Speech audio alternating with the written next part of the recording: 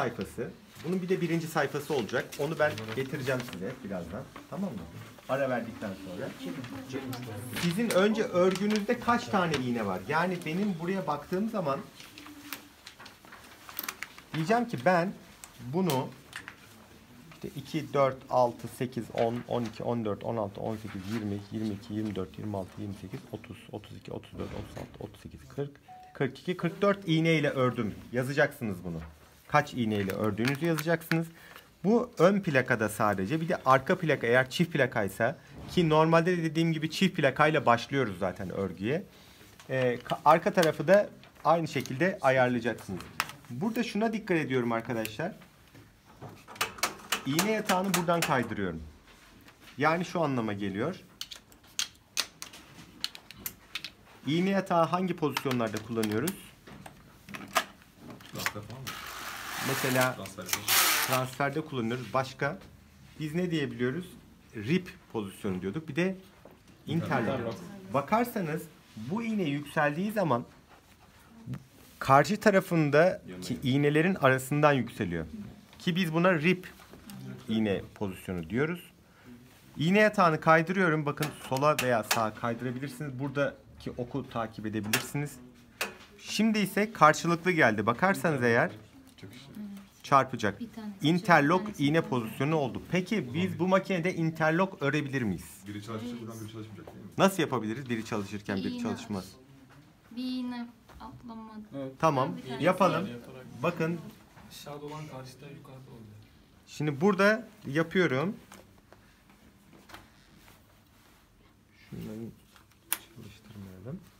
Şimdi burada birinci iğneye baktığınız zaman altta atlama yapacak. BX'e getiriyorum. İkinci iğne ilmek yapacak. Bakın atlama yaptı.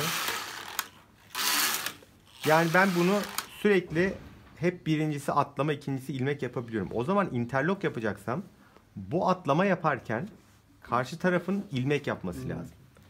İlmeği getiriyorum. Ne yapıyorum?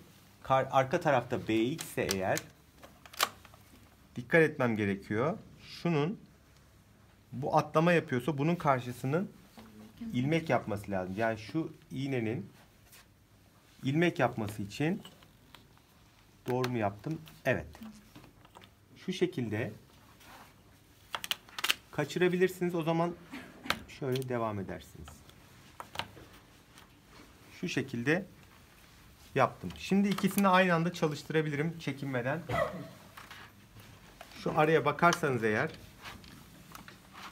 hep birer atlamalı olarak çalıştığını görürsünüz. Peki interlock nasıldı?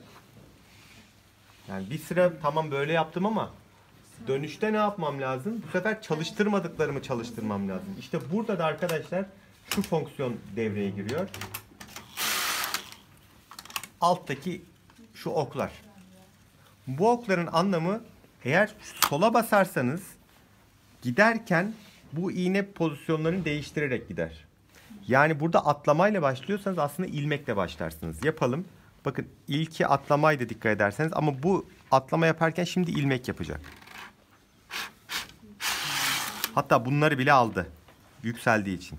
Bunları geriye şöyle alıyoruz arkadaşlar. Yanlışlıkla şey yapmaması için. Örgü yapmaması için. Şuraya dikkat edin. Giderken tekrar değiştirecek. Bu sefer atlamaya döndürdü.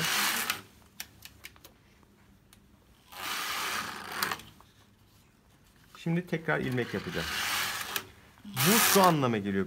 Bu makine her zaman sağdan sola bana göre giderken bu pozisyonları değiştirerek gidecek anlamına geliyor. Buna basarsam hem gidişte değiştirecek hem dönüşte değiştirecek anlamına geliyor. Sadece şu oka basarsam sadece dönüşlerde değiştirecek anlamına geliyor. Yani bu da sizin deseninizle ilgili arkadaşlar. Yani eğer süreklilik arz eden bir şey yoksa üst üste 3 sıra 4 sıra hep bu atlama yapacaksa o zaman ben bunu iptal ediyorum. 1, 2, 3, 4 aynısını yaptırıyorum. Değiştireceğim zaman bu düğmeye basıyorum ve bütün iğnelerin durumu değişiyor. Atlama ilmek veya askı ilmek. Gene buradan değişiyor. Bunu şimdi askıya getirelim. Bakın. Şu anda ilmek askı, ilmek askı, ilmek askı yapıyor. Bir daha göstereyim. Bakın. Birinci şu siyahtaki askı yapıyor değil mi? Sürekli askı yapıyor. Şimdi değiştir diyorum. Bu ilmek yapacak, onun yanındaki askı yapacak. Evet. Bu şekilde örgü yapabilirsiniz arkadaşlar. Gene keselim. Şimdi